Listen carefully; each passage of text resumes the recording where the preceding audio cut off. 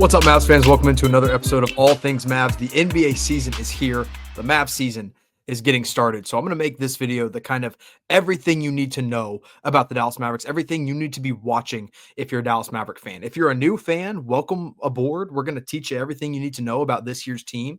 If you're an existing fan, you just need a little recap of what the heck is going on with this team and what to be watching out for. I'm going to give you all that as well. And I think the number one thing we got to start with is, of course, Cooper Flagg. The number one pick in the NBA draft is a Dallas Maverick, one of the most highly touted prospects in the NBA since LeBron James, arguably the highest touted prospect since LeBron James. His defense is going to be an NBA-ready skill immediately. We saw in the preseason that his offense is a little further along than I think a lot of people initially anticipated. And I think that's a really encouraging thing for the Dallas Mavericks because they're going to need him to be good right away on the offensive end if they want to be competitive. Now, there is a path that the Mavs could take and say, Cooper Flagg is so good that we need to sell off all of our win now pieces and we just need to build around Cooper Flagg. We tank it out. We have our draft pick this next year. If Anthony Davis goes down with an injury, maybe that's what they do, but I don't see that happening. I don't think that's going to happen. I don't expect Nico Harrison to make that move. And so I think Cooper Flagg is going to be ready to win right now and really contribute to winning. The thing that's going to be the most interesting to watch, and the thing I'm watching on night one and so on in the first 10 games, is how much ball handling responsibility Cooper Flagg has. Because there's been a lot of talk about him being a point forward, kind of the point guard in the starting five, even though I think that's been a little bit overblown. And we're going to know right away whether or not he can handle that pressure. He did it really well in Summer League. He did it at a pretty high level in preseason. But I think primarily what you're going to get out of Cooper Flagg in this point forward role is not like bring the ball up every single time, get the offense into motion. He's going to be more of a, okay, we got it past half court. Maybe D'Angelo Russell brought it up. Maybe Ryan Nembhard brought it up, whoever it was. And Cooper Flagg comes in at the half court and kind of is the hub of your offense. There was a lot of talk about Anthony Davis potentially being the hub, like a Domantas Sabonis type hub. I think it's going to be more Cooper Flagg in that area. Another way that he's going to be doing that is grab the rebound and go. You don't have to kick it out to anybody because he can handle the ball that way. And he's a good passer. I mean, we saw it last season in his only season with Duke with Kaman Malawach as his center. He can run the pick and roll at a high level. He can be the screener, or he can be the guy handling the ball and making the right pass. So I have a lot of trust in Cooper Flagg in that development in that area. I'm interested to see how his shot translates. His shot looked pretty good in preseason. There was one game I don't think he made a single three, and then one he made like three. So it's going to vary. He's a rookie. We're going to see it kind of go up and down, but it's going to be fun to watch. I mean, if you're going to watch the Dallas Mavericks for any one reason, it should be to watch Cooper Flagg because I think he's going to win Rookie of the Year, and I think he's going to be a phenomenal number one option on the Dallas Mavericks beyond this season. Second thing I'm going to be watching the closest is Anthony Davis, just in general. Like not anything in particular. Obviously, I want to see him stay injury-free. That would be ideal. But beyond that, is he going to be the two-way monster that we know he can be? Is he going to be a top 10 player in the NBA this season? The thing that I think will be the most interesting to watch, and the thing I'm watching the closest, is how much does the ball stick with him? Like, how much is it like forced to get Anthony Davis going? Because if you're a top 10 player and you're that good, it should just happen. Like, you should just be in the flow of the offense. It shouldn't have to be kind of a little sticky. It shouldn't be slow. You should be able to just go and like just do your thing and just do what you need to do. Whether that's getting to the rim, whether that's like last year at the start of the season, he was getting to the free throw line more than anybody in the NBA. Can you do that again? Is his 3-point shot going to be good? I think that's going to be really important. I need him to shoot. He's got to shoot better than he's ever shot it before. And for the record, he's never shot above, I think, 32% from three. But the Mavs, because of this offense and the way it's built, they're going to need him to shoot better than 32% from three. So this is going to be a big season for Anthony Davis on both ends of the floor. Now, defensively, I have no questions about him. I think defensively, he'll be ready to go night one, always. Can he defend out on the perimeter a little bit more? We'll see. He's done a good job of it in the past. The preseason, he looked a little sluggish. There was a lot of complaints about that, but I'm not complaining about his preseason defense because guess what? It's preseason. This dude's like a double-digit all-star.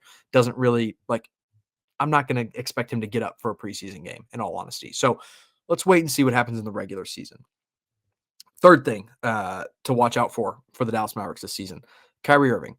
Kyrie tore his ACL at close to the end of last season. Everyone remembers it. If you're a Mavs fan, I mean, it was devastating. I remember very clearly. Actually, I was giving a bottle to my, like, how old was she at the point? I don't know, a couple months old at that point. And I paused the game, and all of a sudden I have my phone in my pocket, about to put my daughter to sleep, and my phone just starts buzzing off the hook. And I knew there was another injury, because at that point, that's all that was happening in Dallas was just injury after injury after injury after injury. And I was like, okay, who is it going to be? And then I, of course, watch it and watch him, his knee bend the way it did and tears his ACL and then hits the free throws. But um, he's not going to say this, and the Mavericks aren't going to say this, and nobody that knows anything that is an insider is going to say this, but he looks ahead of schedule. His recovery looks really, really good. Now, I've said this a million times. I'll say it again. I'm not an expert when it comes to torn ACLs. I'm not an expert in knee injuries or NBA or basketball injury, whatever. I'm not an expert at all. I don't know what your ACL recovery is supposed to look like at this point, but like he was trying to play one-on-one against Anthony Davis the other day in training camp. There was like video of it, and then Jason Kidd shut it down. But like, if he's feeling good, like he's feeling good enough to go one-on-one and play basketball like that, I think we're going to see him sooner rather than later. There was talks and whispers of him not coming back until, you know, the very last 20 games of the season, which is still very possible. There was talks about him missing the entire season. I don't think that's possible. I don't see that happening. I fully expect him to be back a little after the new year. Like, I don't think it'll be before Christmas. A lot, there's some people that want him back for Christmas Day. I think that's rushing it. I'm thinking January, February, which I guess it's about 20-ish games left in the season. Whatever it is, whatever you're going to get out of Kyrie is going to be extremely important. Those are the three biggest things: Cooper Flagg, Anthony Davis, Kyrie Irving's return, bar none. Like the most important things. Kind of moving down, like those are tier one importance for the Mavericks this season. Tier two, more generic, not player specific things I'm watching, is playmaking is a question mark and shooting is a question mark. Those are the two biggest question marks for this team. I think playmaking is a little less of a question mark than shooting, simply because I believe that much in Cooper Flagg. Secondly, I believe that D'Angelo Russell will make an impact on this team playmaking wise. He's just got to be given the opportunity. I'm a little concerned of what his role is going to look like after seeing him in the preseason and not starting a game, and we'll see what his role actually is. I hope it's big enough to actually have a chance, because I do believe he's going to make an impact on this team. I think the Mavs got him at a good price. I think there's a lot of complaints about D'Lo because of what he's been paid in the past, but we basically got him for free. So the expectations should be lower and the complaints should be lower, but I know how social media works, and that's never going to happen. But playmaking is a question mark. Again, not as big of a question mark to me as shooting. And the problem with the shooting on this team is you have a lot of hypothetical shooters on the Dallas Mavericks. PJ Washington, good shooting year last year. Year before that was kind of okay. The years in Charlotte, up and down. Streaky, could be great, could be bad, depends on the night. Cooper Flagg, elite three-point shooter when they got into ACC play in college, over 40%. Is that going to translate right away? Anthony Davis wants to shoot the ball. Can he shoot it at a high enough clip to be useful and to spread the floor? We'll see. Max Christie looked really good in his first 10 games as a Maverick and then kind of fell off a little bit, but the shot looks good. Could it translate? Can it be there again this year? We'll see. Najee Marshall, last year, not a good three-point shooter. The year before that in New Orleans, he was like a 38% three-point shooter. Is that going to come back? I don't know. D'Angelo Russell, historically a great three-point shooter. Really, really good.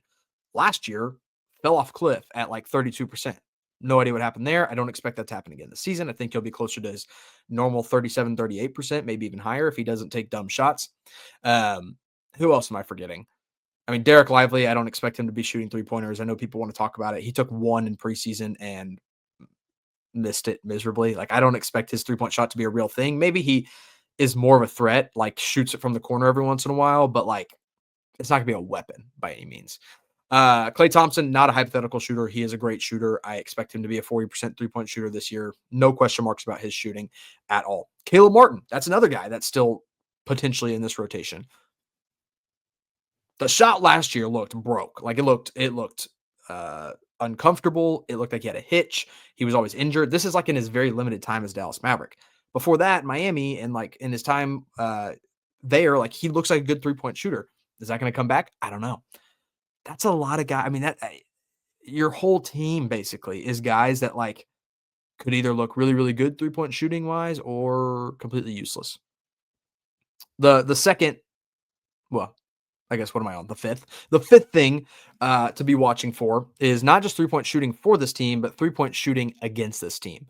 How many shots are teams getting off against the Mavericks from beyond the arc? Because interior defense is not a question. It should be elite. Nobody should be able to score on this team down low, unless you're like Wemby and just reaching over the top of everybody.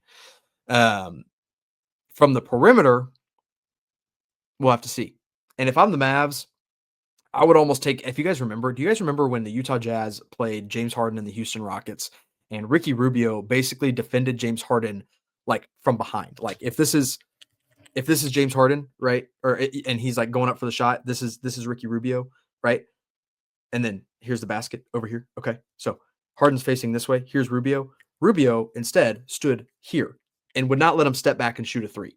And so James Harden could only go this way into Rudy Gobert or whoever it was at the time. Was that Phoenix? I don't remember. Whatever it was, Rubio's here. And Harden is funneled into the defense the entire time. Like literally can't step back and get to a 3-point shot.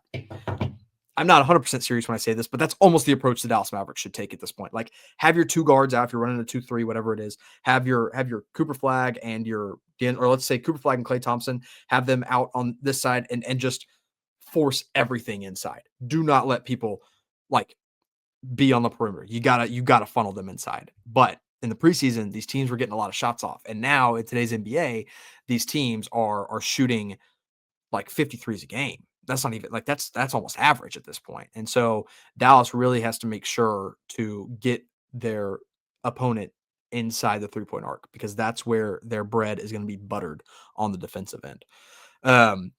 That's the 5 main things. I mean, if I start running through different players, Derek Lively, I'm expecting a huge year from. I really am. Just stay healthy, and I think he could be an all defensive center this year.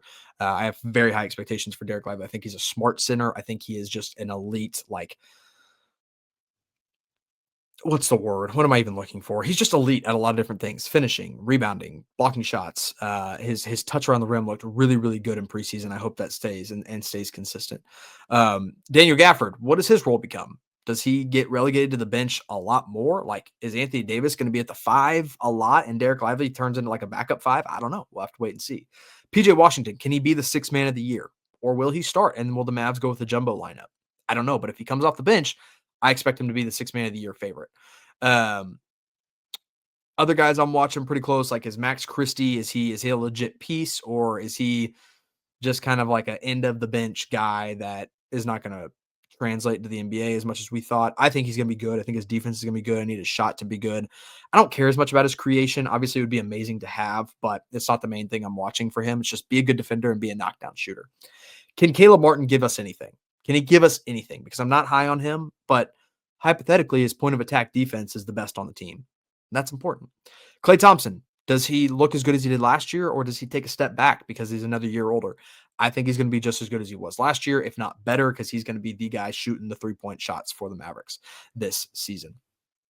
Other little guy, like other little, no pun intended, or no, I don't know what the word is. I wasn't even trying to say this, but another little thing I'm watching is Ryan Nembhard.